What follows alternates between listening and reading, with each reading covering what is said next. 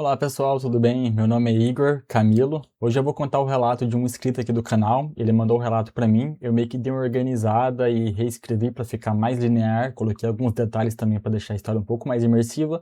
E eu espero que vocês gostem. Caso tenha algum relato que vocês queiram trazer aqui para o canal que aconteceu com vocês, eu vou deixar o e-mail para contato aqui nos comentários fixado. E daí vocês podem mandar o relato de vocês via e-mail que eu trago aqui para o canal. Dito isso, bora pro relato. Salve Creepy, meu nome é Arthur, mas depois que me mudei para o Japão, comecei a usar o nome Shinji. Não foi uma mudança oficial nem nada assim, era só mais fácil para as pessoas pronunciarem. E eu achei que adotar um nome novo talvez me ajudasse a aceitar que minha vida antiga tinha ficado do outro lado do mundo. Minha mãe é japonesa e meu pai recebeu uma proposta para trabalhar em uma empresa de exportações aqui, e por isso conseguir os vistos foi a parte menos complicada. O difícil começou depois. Bem, quando isso começou, fazia pouco mais de um mês que nós estávamos morando em Saitama. Eu ainda confundia algumas placas, travava quando alguém falava rápido demais e não tinha me acostumado com o silêncio das ruas depois que o último trem passava. Durante o dia, o Japão parecia exatamente como a gente imagina. Estação lotada, letreiros enormes, lojas tocando músicas irritantes e gente atravessando as ruas em todas as direções. Depois da meia-noite, era outro lugar. As ruas ficavam vazias, as máquinas de bebidas brilhavam sozinhas nas esquinas, de vez em quando uma bicicleta passava e eu nem sabia dizer de onde ela estava vindo. E quando todos os sons sumiam ao mesmo tempo, eu tinha a impressão de que a cidade estava prendendo a respiração. Eu trabalhava em uma lojinha de conveniência, geralmente das 7h30 da noite até 1h30 da manhã. Era cansativa, mas o pagamento era bom e eu queria ter meu próprio dinheiro. No dia que recebi meu primeiro salário, aproveitei uma folga para ir até Shibuya. Eu queria conhecer uma Don Quijote, uma daquelas lojas enormes que vendem praticamente qualquer coisa. Comida, roupa, eletrônicos, cosméticos, brinquedos, tudo amontoado em corredores estreitos sob luzes fortes e músicas que se repetem até você esquecer há quanto tempo está lá dentro. Cheguei um pouco depois das 11 da noite. Apesar do movimento do lado de fora, o andar em que entrei estava quase vazio. Havia um senhor olhando alguns produtos perto dos caixas e uma garota que aparentava ter mais ou menos a minha idade.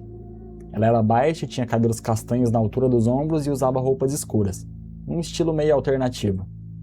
Uma máscara branca cobria a metade inferior do rosto, e na mão ela carregava uma cesta com alguns cosméticos. Eu lembro de ter visualizado 2 esmaltes e um batom de embalagem vermelha. Eu reparei nela por alguns segundos e depois segui meu caminho.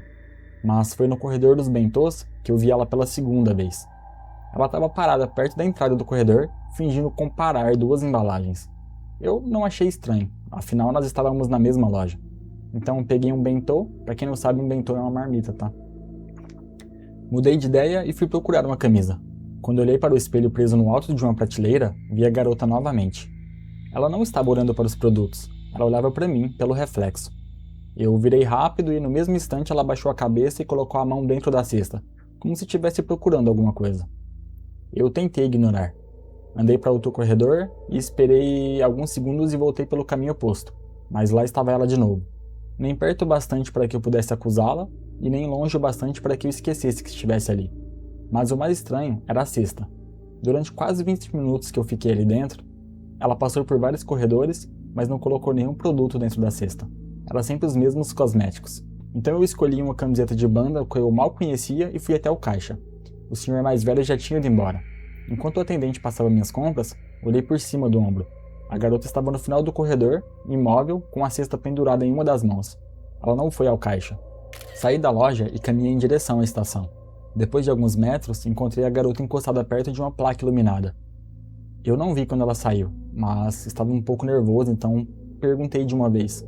Meu japonês era bem básico, mas consegui dizer: "Ei, com licença, você está me seguindo? Eu vejo você em todos os lugares onde eu vou." Ela simplesmente respondeu: "Não, é só coincidência." Então se inclinou novamente como se aquela conversa tivesse terminado. Eu comecei a andar, mas ouvi passos atrás de mim. E, bem, quando eu acelerava, os passos aceleravam, e quando eu diminuía, eles também diminuíam. Entrei na estação e passei pela catraca. Só então olhei para trás.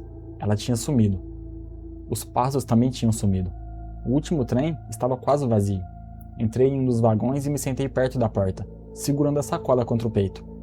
Quando o trem começou a andar, finalmente consegui respirar. Fiquei observando meu reflexo na janela e minha mão ainda estava tremendo. Foi então que eu vi um objeto pequeno cair no chão e rolar pelo vagão. Ele parou junto ao meu tênis. Era um batom de embalagem vermelha, igual ao que estava na cesta da garota. Desci 2 estações antes da minha e esperei o próximo trem. Eu sabia que aquilo me faria chegar mais tarde, mas queria ter certeza de que ninguém estava me acompanhando. Quando finalmente cheguei a Saitama, corri quase todo o caminho até minha casa. Entrei, tranquei a porta e conferi a fechadura 2 vezes. Meus pais já estavam dormindo. Eu fui pro quarto e abri o bentô e comi frio para não fazer barulho com o micro-ondas. Eu repetia para mim mesmo que tinha exagerado. Talvez a garota realmente estivesse apenas comprando as mesmas coisas, talvez o batom fosse de outra pessoa. Talvez os passos nem fossem os dela. Mas quando abri a cortina para deixar um pouco de ar entrar, ela estava do outro lado da rua. Ela estava tirando foto da minha casa. Eu fechei a cortina imediatamente. Por um segundo, antes de o tecido cobrir a janela, os olhos dela encontraram os meus. Ela sabia exatamente qual era o meu quarto. Na manhã seguinte eu fui até a polícia, mas como eu não tinha provas, ele disse que sem uma ameaça direta, uma fotografia ou algum registro de perseguição, não havia muito que pudesse fazer. Então pediu que eu guardasse qualquer mensagem e evitasse andar sozinho. Ele não gritou comigo nem me expulsou. Mesmo assim, saí de lá com a sensação de que ele só começaria a acreditar em mim quando alguma coisa pior acontecesse. E quando cheguei em casa, encontrei uma pedra junto ao portão. Havia um papel enrolado em volta dela e preso com 2 elásticos cor-de-rosa. A letra era meio torta e tinha pequenos corações e rostos sorridentes que preenchiam as margens. O bilhete dizia: "Oi, você já deve saber quem sou eu. Eu te achei fofo. Não precisa ter medo. Nós devemos ter quase a mesma idade. A camiseta ficou bonita em você. E não se preocupe por não ter pegado meu batom. Eu posso levar outro. Quero ver você mais vezes. Agora eu também sei onde encontrar você." Dessa vez eu não joguei o papel fora. Tirei uma foto e escondi o bilhete no fundo de uma gaveta. Naquela noite, dormi com a cortina fechada. Mesmo assim, acordei várias vezes com a certeza de que alguém estava do lado de fora, esperando que eu olhasse. Nos dias seguintes, tentei agir normalmente. Fiquei 3 dias sem ver ela. Mas, na 4ª noite, tudo mudou. Eu estava trabalhando com um colega que vou chamar de Kenji. Ele era 3 anos mais velho do que eu e passava boa parte do turno na pequena sala dos funcionários, conferindo o estoque e as câmeras de segurança. Às 23h43, ele mandou uma mensagem: "Shinji, dá uma olhada lá fora. A câmera de entrada travou e tem alguma coisa perto da porta." A loja estava vazia. A música ambiente tocava tão baixo que eu conseguia ouvir o zumbido das lâmpadas. Fui até a entrada e olhei através do vidro. Não havia ninguém. Saí apenas o suficiente para verificar os 2 lados da calçada. Uma máquina de bebidas iluminava a esquina. Sob aquela luz branca, a garota estava parada, com as mãos unidas à frente do corpo. Dessa vez ela não fingiu que estava ali por acaso. Ela simplesmente veio em minha direção e disse: "Oi, Shinji." Meu corpo inteiro gelou. Eu usava aquele nome no trabalho, mas meu crachá estava escondido sob o avental, e eu nunca tinha me apresentado a ela. "Como você sabe meu nome?" Ela ignorou minha pergunta. "Desculpa pela pedra. Eu fiquei com vergonha de falar com você. Não queria assustar sua família." A naturalidade com que ela disse aquilo foi pior do que qualquer ameaça. "Bem, você me seguiu até em casa e tirou uma foto da minha janela. E agora sabe onde eu trabalho." Agora eu sei," ela disse. Os olhos dela se apertaram, como se estivesse sorrindo por baixo da máscara. Então perguntou: "Quantos anos você tem?" Eu respondi que 18. E ela disse: "Eu também, viu? Não sou uma adulta estranha perseguindo um garoto. Não estou fazendo nada tão errado." "A idade não é o problema." Ela ficou em silêncio. O sorriso desapareceu dos olhos. Durante alguns segundos, eu vi uma pessoa completamente diferente. Ela não parecia tímida, infantil ou apaixonada. Parecia estar calculando alguma coisa. Então aquela expressão alegre dela voltou. "Shinji, você fala japonês muito melhor quando está com medo," disse ela. Sem esperar a minha resposta, ela se inclinou numa despedida e caminhou até a esquina. Antes de desaparecer, olhou para trás e soltou uma risadinha baixa. Candy estava me esperando dentro da loja com um sorriso. "E aí, Shinji, quem é a namorada?" "Bem, Candy, ela não é minha namorada. É a garota que está me seguindo." Contei a ele sobre os acontecimentos recentes.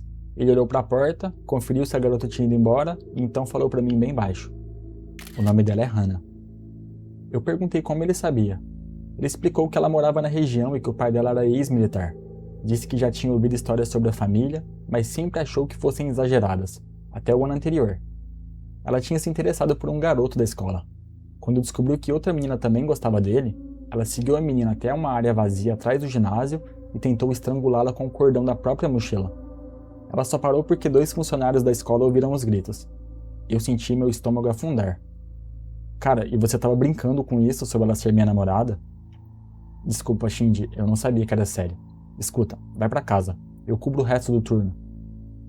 Por que, cara? Eu posso ficar aqui. Então ele olhou para o monitor das câmeras, porque ela sabia onde a câmera não conseguia ver você. Eu peguei minhas coisas e saí pelas portas dos fundos. Em vez de voltar direto para casa, fui até uma avenida movimentada e segui para Shibuya. Eu queria testar se Hana ainda estava atrás de mim sem levá-la novamente até minha rua.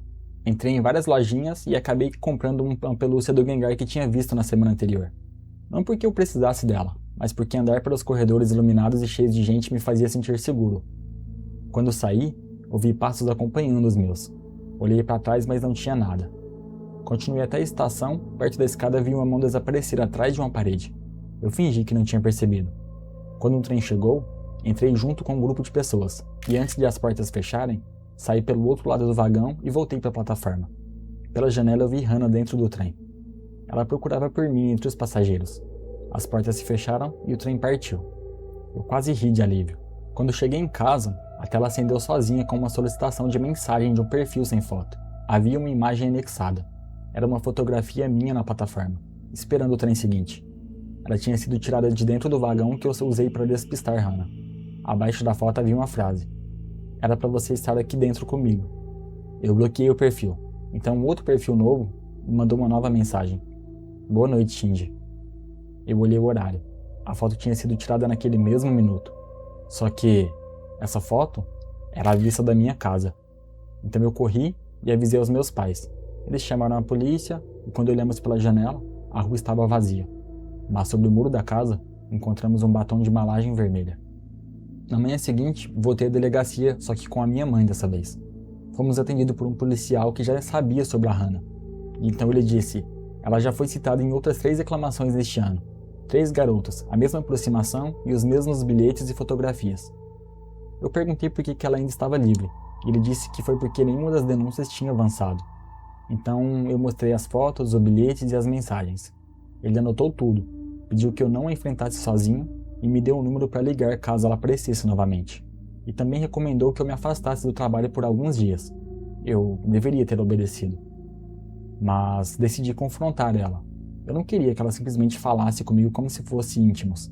Então eu diria para ela que eu não gostava dessa situação e minha mãe implorou que eu não fosse trabalhar. Mas eu prometi que Kenji estaria comigo e que não sairia da loja. Pouco antes do meu turno, ele mandou uma mensagem. Cara, não vou ir hoje, estou doente. Mas fica tranquilo, a Hana só deve querer conversar contigo. Vai dar tudo certo. Eu estranhei o jeito como ele escreveu. Ele nunca chamava Hana pelo nome quando falava comigo. E também não costumava escrever frases completas. Geralmente sempre mandava um áudio. Eu liguei para ele, mas o telefone chamou até cair. Eu quase desisti de ir, mas pensei no que tinha planejado. E tá tudo bem. A loja tinha câmeras, botão de emergência e movimento suficiente no começo da noite. Eu só resolveria aquilo e depois do turno voltaria para casa. Às 23h43, a câmera da entrada travou, no mesmo segundo da noite anterior. A imagem congelou, mostrando a calçada vazia. Olhei através do vidro e Hana estava do lado de fora. Oi, Shinji, bom te ver. Como está o turno? Eu respondi, puxado. Nesse momento, ela parou. Ela parecia genuinamente surpresa por eu ter respondido. Você não está com medo? Estou cansado, Hana. Ao ouvir o próprio nome, ela perdeu o sorriso. Continuei. Eu sei sobre os garotos. Sei sobre a menina da escola. Sei que você entrou na minha rua, fotografou meu quarto e descobriu onde eu trabalho. Mas isso precisa parar. Por alguns segundos ela não disse nada, então tirou a máscara. Era a primeira vez que eu vi o rosto inteiro dela. Ela parecia bem mais jovem sem a máscara. Cansada também. Os olhos começaram a se encher de lágrimas. Desculpa, Shinji, eu fui um idiota. Eu só não sabia como falar com você. Me desculpa, não vou mais te seguir. Eu esperava raiva, ameaça ou negação, e não um pedido de desculpas. Ela deu um passo para trás, como se fosse embora. Talvez tenha sido pena. Talvez eu apenas quisesse acreditar que tudo poderia terminar sem polícia, sem escândalo e sem que alguém se machucasse. Então eu disse, se você tivesse falado comigo normalmente desde o começo, nós talvez pudéssemos ser amigos. A Hana me olhou com uma expressão quase infantil. Amigos? É, podemos tentar. Mas não me siga, não fique tirando fotos e não fique aparecendo na minha casa sem que eu te chame. Ela sorriu. Dessa vez sorriu de verdade. Então me abraçou. O corpo dela tremia como se estivesse segurando o choro. Eu mantive os braços abaixados e esperei que se afastasse. Antes de soltar, Hannah encostou a boca perto do meu ouvido e disse: "Eu sabia que o Candy estava certo. Você só precisava ficar sem ter para onde correr." Eu empurrei ela para trás e disse: "O que você fez com ele?" O sorriso dela não desapareceu, mas ela disse: "Agora somos amigos, Shinji. Você precisa confiar em mim. Amigos confiam uns nos outros." Ela colocou a máscara e saiu novamente da loja. Eu tranquei a porta e assim que ela cruzou a calçada, peguei o celular para ligar para a polícia. Mas antes de completar a chamada, ouvi uma vibração vindo da sala do estoque. Era um telefone tocando atrás de algumas caixas. Afastei as embalagens e encontrei o celular de Candy. A tela estava rachada. Ao lado dele, havia o crachá da loja e uma das chaves da porta dos funcionários. Na borda do aparelho, existia uma mancha escura que eu não quis tocar. Meu próprio número aparecia na tela. Eu ainda estava tentando ligar para ele. Ouvi 3 batidas no vidro da entrada. Hannah estava do outro lado da rua. Ela segurava alguma coisa entre os dedos. Era a minha chave de casa. Eu levei a mão ao bolso. O chaveiro tinha desaparecido durante o abraço. Meu celular recebeu uma nova mensagem. Era uma fotografia do corredor da minha casa. A porta do quarto dos meus pais aparecia ao fundo, meio que entreaberta. Eu tinha tirado os sapatos naquela manhã junto à entrada, mas eles apareciam no canto da foto. Ou seja, Hannah já tinha entrado dentro da minha casa. Abaixo da imagem ele escreveu: "Se correr agora, talvez você chegue antes de mim." Eu não pensei em mais nada. Destranquei a porta e saí correndo. Enquanto corria, liguei para minha mãe. Ela não atendeu. Eu liguei para o número do policial e a chamada não completou. Foi então que percebi passos atrás de mim. Mas quando eu olhava para trás, não tinha nada. Exatamente como na primeira noite. Lembro que nessa hora eu mandei um e-mail para você. E nele eu disse: "Creep, se eu parar de responder, o nome dela é Hannah. Ela pegou minha chave. O telefone do Candy estava escondido na loja. Eu acho que ela fez alguma coisa com ele. Estou indo para casa, mas tem alguém atrás de mim. Se eu não te responder em 24 horas, mande isso para a polícia." Essa foi a última mensagem enviada por Arthur. As imagens da loja mostram que ele saiu de lá meia-noite e 17. Uma câmera de rua registrou Arthur entrando na estação, e logo um pouco na frente dele estava Hannah. Os dois passaram pela catraca, e na gravação mostram os dois entrando no último trem. Porém, quando o trem chegou a Saitama, somente Hannah saiu. O mais interessante é que quando ela saiu, ele estava segurando a pelúcia do Gengar que o Arthur tinha comprado. O Arthur nunca chegou em casa, e o Candy foi encontrado em um galpão na manhã seguinte. Ele estava completamente desacordado e não lembrava de nada do que tinha acontecido e nem como ele foi parar ali. Hannah também desapareceu. A polícia investigou, mas não encontrou nenhum vestígio dela e nenhum vestígio que dissesse que ela talvez tivesse saído do país. Mas 3 dias após o desaparecimento, eu recebi um e-mail vindo da conta do Arthur. Nela tinha a foto de um Gengar sentado em um trem e estava escrito o seguinte: "Oi, Creepy. O Arthur pediu para avisar que está tudo bem. Obrigado por ouvir nossa história. Agora ele nunca mais vai voltar para casa sozinho." E é isso, galera. O que vocês acharam do relato? Agora eu tenho que fazer aqui um adendo. O desfecho que você acabou de ouvir, ele foi alterado para tornar o relato um pouquinho mais assustador.